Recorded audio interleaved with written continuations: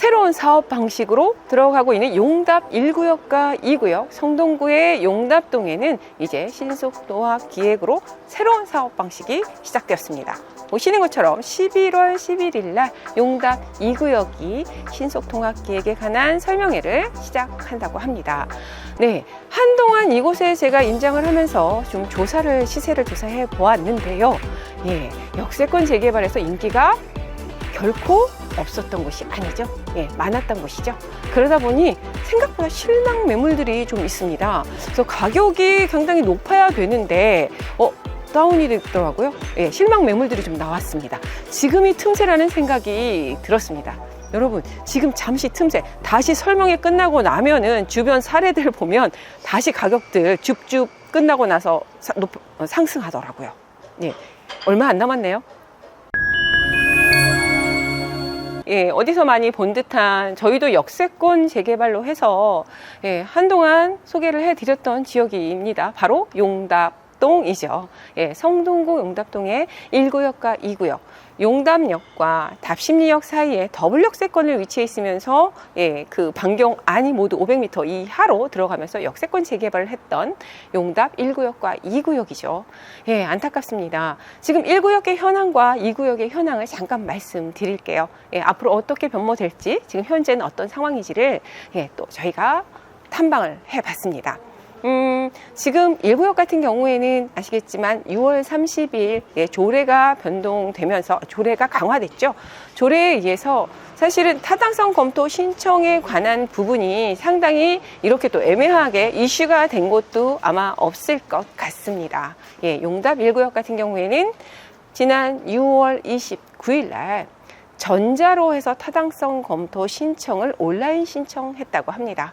그렇다면 이것이 과연 신청이 된 것이냐 안 된 것이냐에 따라서 신청이 됐으면 예전에 있었던 6월 30일 전에 있었던 조례에 의해서 계속해서 역세권 사업을 이어갈 수 있었습니다만 6월 30일 이후부터는 타당성 검토 신청이 들어가지 않았을 때에는 다시 제곱미터에 관한 2만 제곱미터 이하냐, 면적에 관한 부분, 그 다음에 동의율에 관한 부분, 그리고 신축에 관한 퍼센트 부분이 많이 강화가 되었기 때문에 다시 시작해야 되기 때문에 좌초된 곳이 그동안 상당히 많아졌다 하고 제가 또 그동안 답사를 다녔죠. 예, 그것도 이곳 중에 하나인데 1구역 같은 경우에는 이 부분에 대해서 현재 행정심판 소송 중입니다. 전자로 접수한 것이 과연 신청이 된 것으로 보아야 되느냐 아니면 안 된 것으로 보아야 되느냐라는 부분인데요. 사실은 주민들 입장에서는 요즘에는 모든 게 온라인화 되어 있기 때문에 전자로 해서 들어가는 어떤 신청도 신청이라고 할 수 있겠죠. 하지만 또 반대 입장에서는 우리가 전자 온라인에서는 오류가 많이 발생하기도 합니다. 제출해야 되는 서류들이 잘못 제출이 되거나 기재해야 되는 사항들이 잘못 기재가 되거나 했을 때는 사실은 그거는 인정을 하지 않게 되겠죠. 우리가 혹시 실거래가 신고를 직접 해보신 분들이 있나요? 예를 들어 드리겠습니다. 신청해야 되는 부분에 서류 작성이 있습니다. 이곳에서 마지막 내가 매수인이라고 했을 때 매수인이 작성을 했다면 다 끝나고 나면 매도인이 마지막 사인을 해야 이것이 접수가 된 걸로 인정을 하거든요. 30일 내에 실거래가 신고를 한다고 했을 때 29일이나 28일 차, 29일 차에 매수인이 신고를 했다 했을 때 이것이 매도인이 사인을 했다 손치더라도요. 관계자 측에서, 그러니까 시청이나 지자체에서 이 내용들을 보고 잘못 기재된 것들은 다시 시정하라고 내용이 내려옵니다. 그러면 이거는 아직 등록이 되어 있지 않기 때문에 30일을 넘기게 되고 이렇게 해서 벌금을 내게 되는 상황이 됩니다. 이와 비슷하다고 볼 수가 있어서 사실은 행정소송을 한다고 해도 어떤 미비 서류라든가 잘못 기재된 사항들이 인정이 지금 되어지지 않는다면은 이거는 신청이 되지 않은 것으로 다 제대로 구비 서류와 그리고 해야 되는 서명들이 인정되었을 때 아마 이거는 신청이 된 것으로 보아져야 되기 때문에 이런 것에 대한 어떤 논란이 계속 되어지고 있어서 소송이 결말은 나지 않았지만 쉽지 않다라고 사실은 보여집니다. 앞으로 어떻게 될 것이냐, 소송에서 이것이 인정이 되지 않는 것으로 판결이 나게 될 경우에는 이것은 바로 신통으로, 신속통합계획으로 들어갈 예정입니다. 어떻게 추정을 해볼 수 있느냐? 역세권 재개발 같은 경우에도요, 2구역이 먼저 3개월 먼저 시작을 했었고요. 뒤에 이어서 1구역이 역세권 개발을 시작했습니다. 그러니 지금 2구역 같은 경우의 상황을 좀 잠시 말씀을 드린다면 11월 11일 날 설명회를 합니다. 신속통합기획에 관한 설명회를 한다는 것이죠. 그렇다면은 이곳은 역세권 재개발에서 사업 방식을 신속통합기획 사업으로 전환을 하게 된다라는 결론이 나는데요. 그렇다면은 당연히 1구역도 그렇게 되겠죠. 하지만 또 이곳에 대해서는 사업성에 대한 의문을 좀 우리가 가져볼 필요가 있는데요.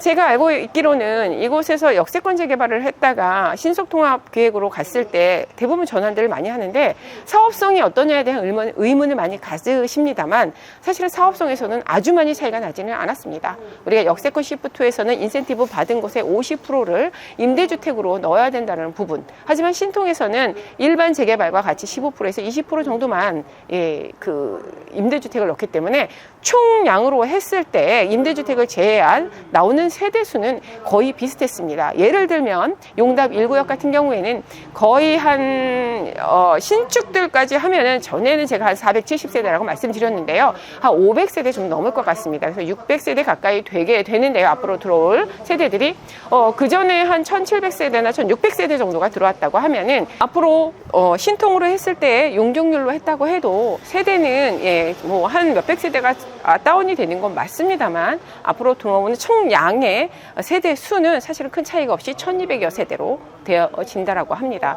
이렇게 봤을 때는 도리어 속도는 빨라지고 총량의 세대 수는 그대로 1200세대대를 그대로 유지를 할 수 있다고 하면은 속도는 빠르고 그대로 유지할 수 있는 전화위복이 될 곳이 아닌가 싶습니다.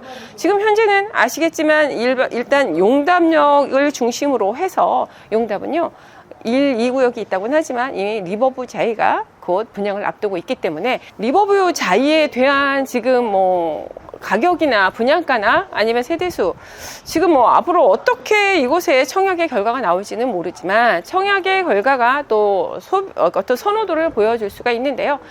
성동구 안에서 지금 이렇게 큰 단지가 분양이 되는 것은 또 오랜만이기도 하고요. 다슈미 뉴타운이 있었긴 합니다만 그래서 지금 주목을 할 만한데요.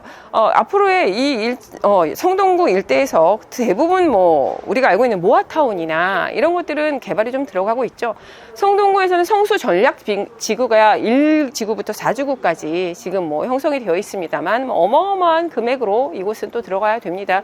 최소 현금 20억을 들고 오라고 제가 부동산 답사를 갔을 때 그런 얘기를 듣고 깜짝 놀랐습니다만 그 이후에 그 뒤천 후미로 해서 있는 또 섹터의 벨트들을 좀 볼 필요가 있는데요. 모아타운 같은 경우에는 마장이나 행당 아니면 송정 등 일대가 지금 또 형성이 되어 있습니다. 하지만 지금 신통으로 들어가는 곳은 지금 성동구에서는 거의 보기 드물고요. 역세권은 더더욱 없어서 사실은 했었으면 하는 생각이 들었지만 조금 안타깝긴 됐습니다만 또 신통으로 들어갔을 때는 또 가장 그 성수 전략지구 그러니까 후면으로 해서 가장 가까운 인근 지역으로서는 최대의 수혜지가 아닐까 싶습니다. 그리고 전체적인 어떤 역세권에서의 특징을 모두 가지고 있지 않습니까? 주변에 우리가 더블 역세권 하면은 집가 상승이나 어떤 배후 수요들이 굉장히 많이 우수하게 형성될 수 있다라는 부분인데요.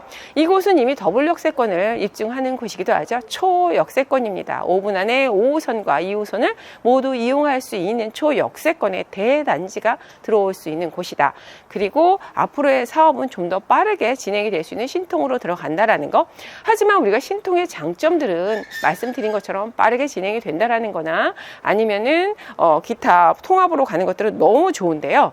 안타깝게도 우리가 선정이 되었거나 아니면 후보지가 되었을 때는 토지거래 허가구역으로 묶이기 때문에 한동안 오랫동안 어떻게 보면은 투자를 하신다거나 하실 분들은 굉장히 그냥 바라보셔야 되는 곳들이 굉장히 주변 지역의 사례들이 많이 있습니다. 이것도 곧 그렇게 될 예정이 되는 것이죠. 그러니까 시한부라고 봐야 됩니다. 지금 신청을 하는 거가 11월 11일 정도에 지금 2구역 같은 경우에는 신청을 지금 설명회를 하게 되는데요. 설명회가 끝나고 나서 동의율은 이미 받아놓은 것들이 사실은 다 있다라는 게 굉장히 앞당기는 축이 되겠죠. 이미 뭐 50%, 60%에 육박하는 동의율을 다 받아놨죠. 1구역 같은 경우에는 이미 50%가 되었기 때문에 타당성 검토 신청을 온라인으로 했었던 것이고요. 2구역도 거의 다 되어졌었기 때문에 우리가 신통은 30%를 먼저 받아서 신청을 할 수가 있다라는 거 알고 계시죠? 그래서 아예 50% 준비해 놨다라는 거예요.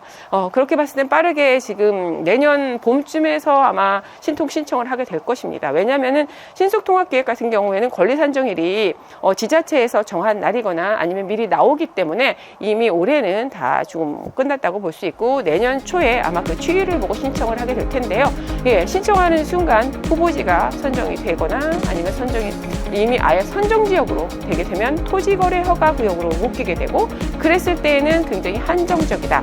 어떻게? 일단은 서울에 거주하는 무주택자가 실거주를 하기 위한 목적으로 구입을 할 수 있고 그리고 두 번째로는 임대사업자가 기존에 있었던 사람에 한해서 서울에 거주하는 자가 기존의 임대사업자로 운영을 했었던 부동산을 매수할 수 있는 두 가지의 자격 요건밖에 없기 때문에 이곳에 대한 관심이 있으셨던 분이라면 용답에 대한 관심은 앞으로 더 뜨거워질 것은 분명합니다. 리버브 자이가 곧 분양 신청이 들어가면 더욱 그럴 텐데요. 그래서 그 전에 관심을 가져봐야 할 곳이 또 이곳이라고 보여집니다.